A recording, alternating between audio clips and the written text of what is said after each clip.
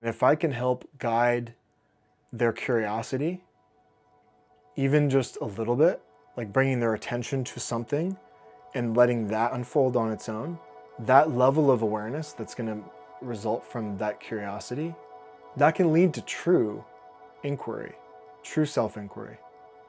But as soon as you shine the light, it leads people to their own capacity to go very deep into their own self and ask different questions instead of why me, or why is this happening, or when will it be over? Those are questions that can lead you down a deep spiral of dissatisfaction if asked at the wrong time, or with the wrong sense of intentionality. So I'm hoping that just by pointing a little bit of a magnifying glass, not just the clarity, what are the better questions to ask, but also piercing through the veil of your own indifference. Because I struggle with those things. I've struggled with those things for years. That's literally my shadow of my life's work, is indifference. My hope is that the more light we can shine on your experience, the more willingness you'll be to ask even more questions that lead towards possibility.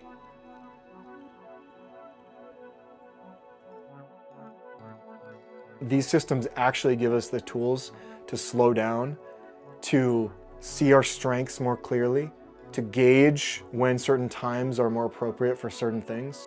And for me, using these systems, these ancient systems, allows for so much more expansion of awareness. And you're expanding your awareness to the degree that you can see, which is very limited because we can only see so much as an individual person. So right now, the gift that these tools can provide, and it integrates and incorporates our spiritual practices and values, and focus very specifically on what nature wants to show us, right? What is the natural cycles and rhythms of intelligence that are playing out in our specific life? We're taking steps towards exploring space. Well, this is exploring the dimensions of geometry in our own bodies, in our own psyches, in our own consciousness. I think that penetrates through a lot of the fog. I think it creates the opportunity to get past the distractions and the fear and really hone in on something that purifies the individual, that strengthens the individual. And then of course you can take that out into broader, your family or your relationships. It goes across all timelines. You can use it in many different ways. It's just, there's an unbelievable correlation to these planets and life and humans. And why Vedic? Because Vedic has never departed from that understanding. Vedic never left the source of this understanding. It was always about how to greater align with the intelligences of nature, not control, but harness the power of the intelligence of life so that we can feel our full potential, so that we can be in better relationships, so that we can create more abundance. And there's a natural dynamic relationship between the Vedic teachings, which honestly are in some ways, I think, it's like the origin story of all occult knowledge. And then you've got this overlay onto astrology, which is, it's like the gears that are all fitting together that create the mechanism that make the movement of time. And so you've got these mechanisms of time combined with this deep wisdom and intelligence and alignment with nature. In my sense, it's a path. It's a dharmic, spiritual process of unfolding.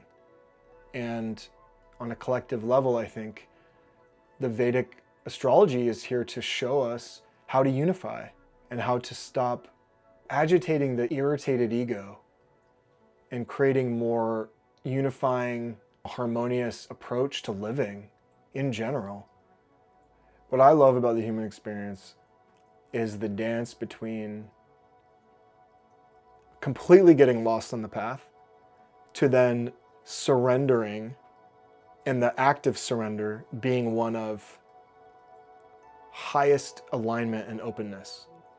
So it's such a funny paradox. Like when we actually trust ourselves enough to surrender, then we can live more with alignment and clarity, right? We think if we give everything up and if we completely surrender, we're just going to keep falling forever. We're just going to be lost in the sauce.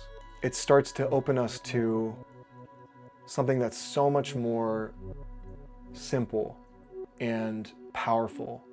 And that power is like, it's never diminishing. When you have that inner certainty, you feel like it's never going to go away, right? But then it will. And there's going to be a fall. And that fall, you can see when that fall is happening in astrology. You can see why the confusion and why the doubt, right? But to not relate to your fall as if it's a forever victimized state of wounding, and you had everything and then everything came crashing down.